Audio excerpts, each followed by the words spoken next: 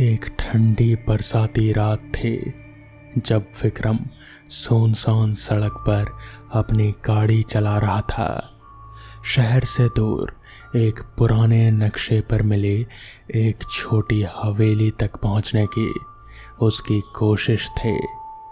Engine में अचानक खराबी आ गई और गाड़ी घने जंगल के बीच रुक गई। चारों ओर गहरा सन्नाटा था जिसे सिर्फ हवा की सरसराहट और पत्तों की आवाज़ें ही तोड़ रही थी। उसके फ़ोन में भी नेटवर्क नहीं था। मजबूरन उसे पैदल ही आगे बढ़ना पड़ा। उम्मीद थी कि हवेली करीब ही होगी। अंधेरे में पेड़ों की छाएं किसी डरावनी आकृति जैसी लग रहे थे। कुछ देर चलने के बाद उसकी नज़र दूर धुंध में लिपटी एक पुरानी हवेली पर पड़ी। उसकी दीवारें काई से ढकी थी और खिड़कियां टूटी हुई थी, मानो वो सालों से वीरान पड़ी हो। हवेली का मेन दरवाज़ा आधा खुला था और अंदर से एक अजीब सी ठंडी हवा आ रही थी। विक्रम ने हिम्मत करके अंदर कदम रखा। अंदर कदम रखते ही उसने एक पुरानी धूल से ढकी सीढ़ी देखी जो ऊपर अंधेरे में जाती थी। हवा में एक अजीब सी बदबू थी, जैसे कुछ पुराना और सड़ रहा हो। जैसे ही वो अंदर गया, दरवाज़ा अपने आप ज़ोर से बंद हो गया, जिससे एक भयानक आवाज़ गूंज उठी। विक्रम का दिल जोर से धड़कने लगा। उसने माचिस जलाई। मंद रोशनी में उसने देखा कि हॉल में चारों ओर पुराने फर्नीचर थे जिन पर मोटी धूल की परत जमी थी। एक पुरानी पेंटिंग पर नज़र पड़ी जिसमें एक महिला की आकृति थी जिसकी आंखें मानो उसे घूर रही थीं। पेंटिंग के ठीक नीचे एक पुराना पियानो रखा था। तभी पियानो से एक धीमी उदास धुन बज उठी, जबकि वहां कोई नहीं था। विक्रम की रीढ़ में सिहरन दौड़ गई। वो डर के मारे कांपने लगा। उसने जल्दी से माचिस बुझाई और वहां अंधेरे में ही सीढ़ियों की ओर भागा। ऊपर के कमरे से हल्की रोशनी जैसी आ रही थी। जैसे ही वो ऊपर पहुंचा, उसने देखा कि छोटा सा कमरा खुला हुआ था और उसके अंदर एक मोमबत्ती जल रही थी। कमरे में एक पुराना बिस्तर था और उस पर एक डायरी रखी थी। डायरी के पन्ने पीले पड़ चुके थे और उन पर स्याही के धब्बे थे। उसने डायरी उठाई। डायरी में उस महिला की कहानी लिखी थी जिसकी तस्वीर नीचे थी। महिला का नाम था लवान्या और उसने लिखा था कि कैसे हवेली में एक बुरी आत्मा ने उसे परेशान किया, जिसने आखिरकार उसकी जान ले ली। जैसे ही विक्रम ने आखिरी पन्ने पर लिखा वाक्य पढ़ा कि अब तुम अगले हो, कमरे की मोमबत्ती अचानक बुझ गई। उसने महसूस किया कि उसके पीछे कोई खड़ा है। एक ठंडी सांस उसकी गर्दन पर महसूस हुई और एक भयानक हंसी कमरे में गूंज उठी। विक्रम चिल्लाने ही वाला था कि अंधेरे ने उसे पूरी तरह से निगल लिया। उस हवेली में फिर कभी कोई रोशनी नहीं चली। तो दोस्तों, ये थी आज की पहली कहानी। तो चलिए बढ़ते हैं आज की दूसरी कहानी की ओर। अमित को हमेशा से ही पुरानी वीरान जगहों में एक अजीबोगरीब आकर्षण महसूस होता था। जब उसे अपने परदादा की दूर दराज की हवेली में रहने का मौका मिला तो उसने तुरंत ही स्वीकार कर लिया। यह हवेली गांव से कोसों दूर घने जंगल के बीच में स्थित थी, जैसे ही वो वहां पहुंचा, एक ठंडी अप्राकृतिक हवा ने उसका स्वागत किया।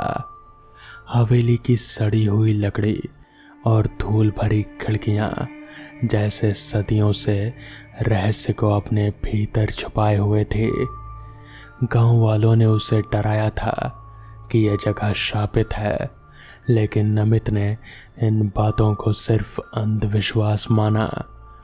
पहली रात जैसे ही सूरज डूबा और अंधेरे ने हवेली को अपनी आगोश में लिया, अमित को एक अजीब सी बेचैनी महसूस होने लगी।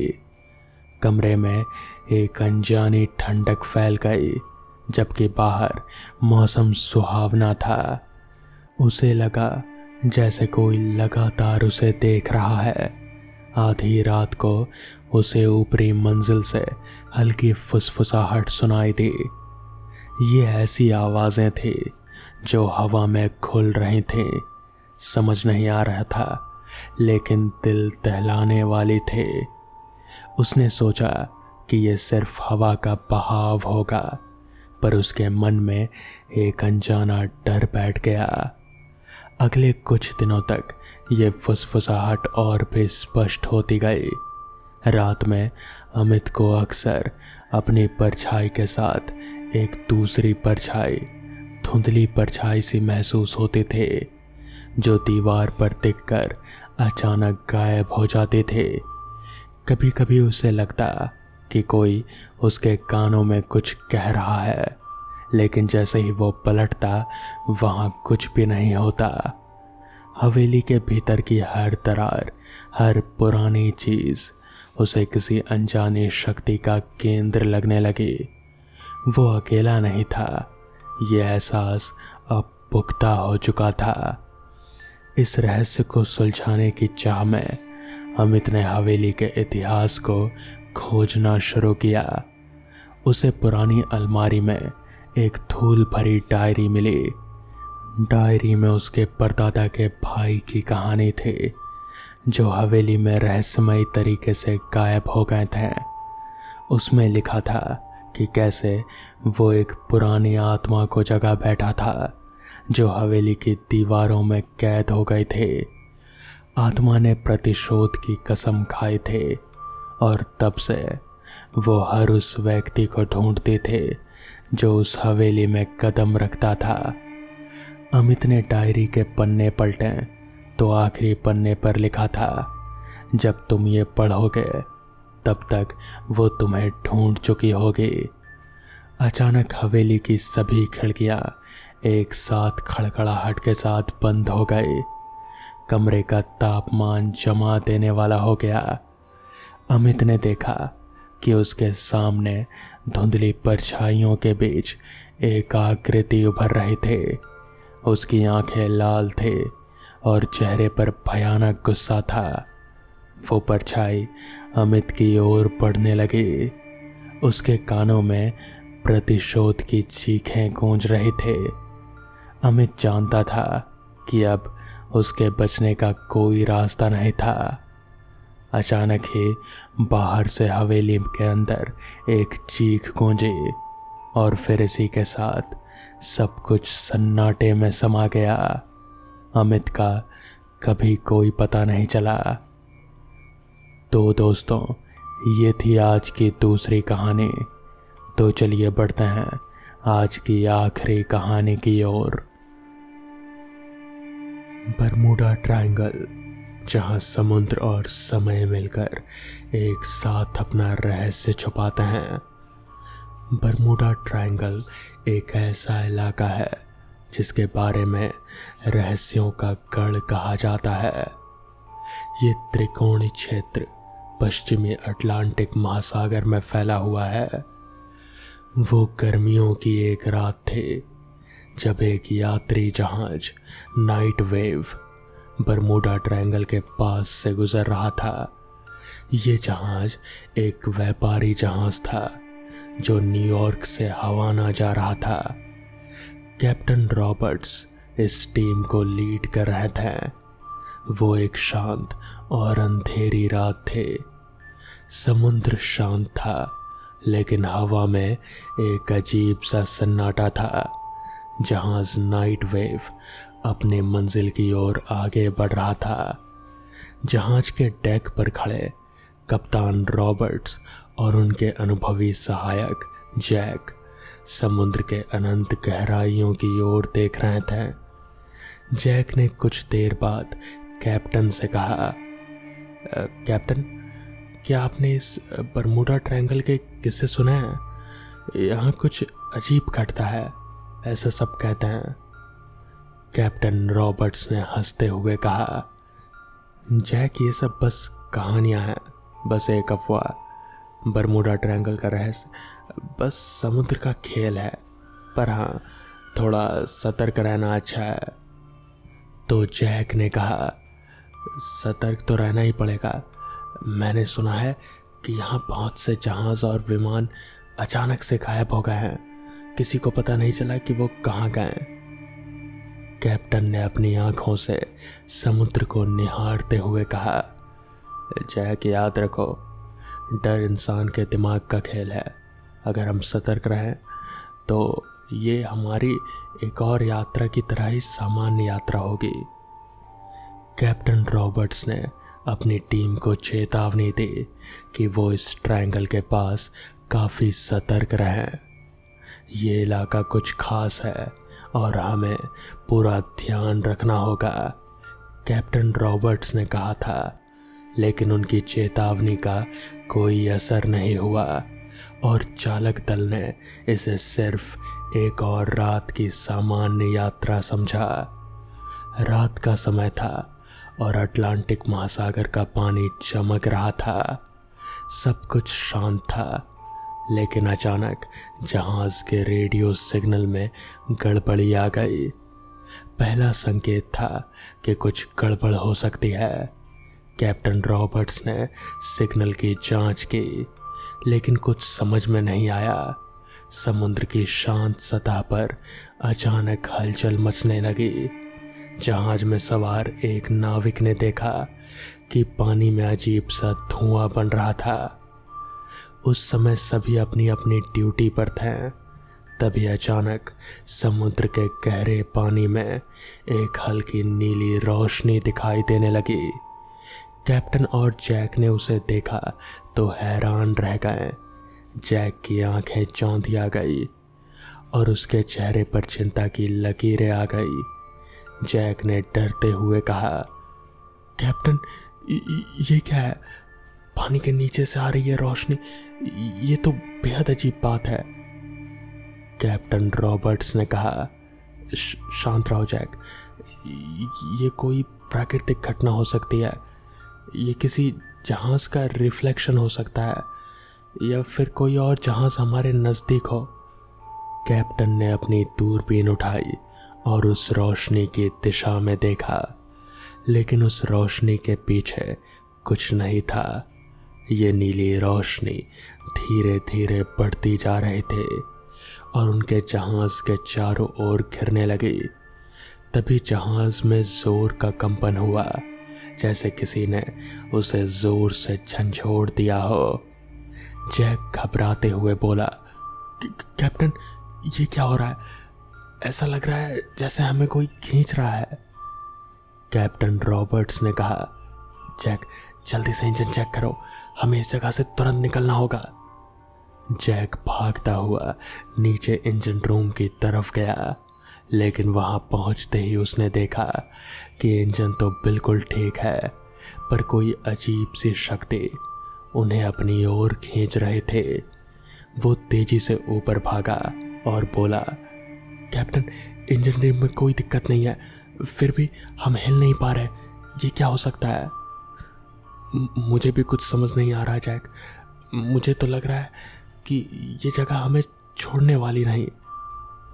तभी उन्हें जहाज के चारों ओर अजीब आवाजें सुनाई देने लगी। ऐसा लग रहा था जैसे कोई गहरे पानी में उन्हें पुकार रहा हो। कैप्टन और जैक ने एक दूसरे की ओर देखा। उनके चेहरे पर डर साफ नजर आ रहा था। अचानक उन्हें ऐसा महसूस हुआ कि कोई अदृश्य शक्ति उनके चारों ओर घूम रही है। कैप्टन रॉबर्ट्स ने धीरे से कहा, जैक, क्या तुमने कुछ सुना? जैक कांपते हुए बोला, हाँ, जैसे कोई मेरे कानों में फुसफुसा रहा हो और कह रहा हो, छोड़ो ये जगह वरना तुम्हें भी इसी अंधेरे में समाना पड़ेगा। कैप्टन रॉबर्ट्स ने घबराकर रेडियो पर कांटेक्ट किया, लेकिन कोई जवाब नहीं मिला। तब उन्होंने अपनी ओर से सामान्य मार्ग को बदलकर जहाज को एक दिशा में ले जाने का तय कर लिया। लेकिन तभी जहाज के मेन इंजन में अचानक कोई गड़बड़ी हो गई, जिससे जहाज की गति में कमी आ गई और कुछ ही मिनटों में जहाज एक ठहरी हुई स्थिति में आ गई। कैप्टन ने पूरी कोशिश की, लेकिन जहाज का नियंत्रण हाथ से निकल गया। अब पानी के नीचे की गहराई और ऊपर का अंधेरा और भी डरावने हो गए थे। तभी जहाज की लाइट्स झपकने लगी और अचानक बंद हो गई। चारों ओर अंधेरा छा गया, एकदम सन्नाटा, सिर्फ समुद्र की लहरों का हल्का सा शोर। लेकिन उस सन्नाटे में भी उन्हें महसूस हो रहा था कि कोई उनकी ओर बढ़ रहा है। जैक ने कांपते हुए कहा, कैप्टन, हम यहाँ से कैसे निकलेंगे? इस अंधेरे में ये जगह हमें जैसे खींच रही है। कैप्टन रॉबर्ट्स ने निराश होकर कहा, मुझे कुछ समझ नहीं आ रहा जैक, इस जगह की ताकत बहुत भयानक है। हमने जो कहानियां सुनी थी शायद वो सच है। अचानक उन्हें जहाज के डेक पर एक परछाई सी दिखाई दी। वो परछाई धीरे धीरे बड़ी होती जा रही थी। ऐसा लग रहा था जैसे वो परछाई पानी से निकलकर उन तक पहुंचने की कोशिश कर रही हो। कैप्टन ने अपनी टॉर्च निकाली और उस परछाई की रोशनी पर डाली, लेकिन जैसे ही रोशनी उस पर पड़ी वो गायब हो गई। जैक ने डरते हुए कहा, कैप्टन, वो क्या था? वो कुछ इंसानी आकार की तरह था। जैक, ये जगह कुछ बुरी शक्तियों से भरी हुई है, हमें यहाँ जल्द से जल्द निकलना होगा। लेकिन उनकी सारी कोशिश विफल हो रहे थे। हर बार उन्हें ऐसा लग रहा था जैसे कोई अदृश्य शक्ति उन्हें रोक रही हो। उनके जहाज का हर उपकरण अचानक से काम करना बंद कर देता था और समुद्र की गहराई में अजीब सी आवाज़ गूंजती रहती थी, जो उनकी हिम्मत को लगातार तोड़ रहे थे। अचानक रात के अंधेरे में एक बहुत तेज रोशनी आने लगी। ये रोशनी समुद्र की गहराइयों से ऊपर की ओर आ रहे थे, जैसे कुछ भयानक चीज समुद्र के नीचे से ऊपर आ रही हो। जहाज की खिड़कियों के बाहर जब कोई भी खड़ा नहीं दिखा तो नाविकों को शक हुआ कि शायद ये सिर्फ एक भ्रम हो, लेकिन कुछ लोग डर के मारे कांप रहे थे। फिर अचानक जहाज के मस्तूल पर कुछ अजीब सी आवाज़ें आने लगी। वो आवाज़ें धीरे धीरे तेज होती जा रहे थे।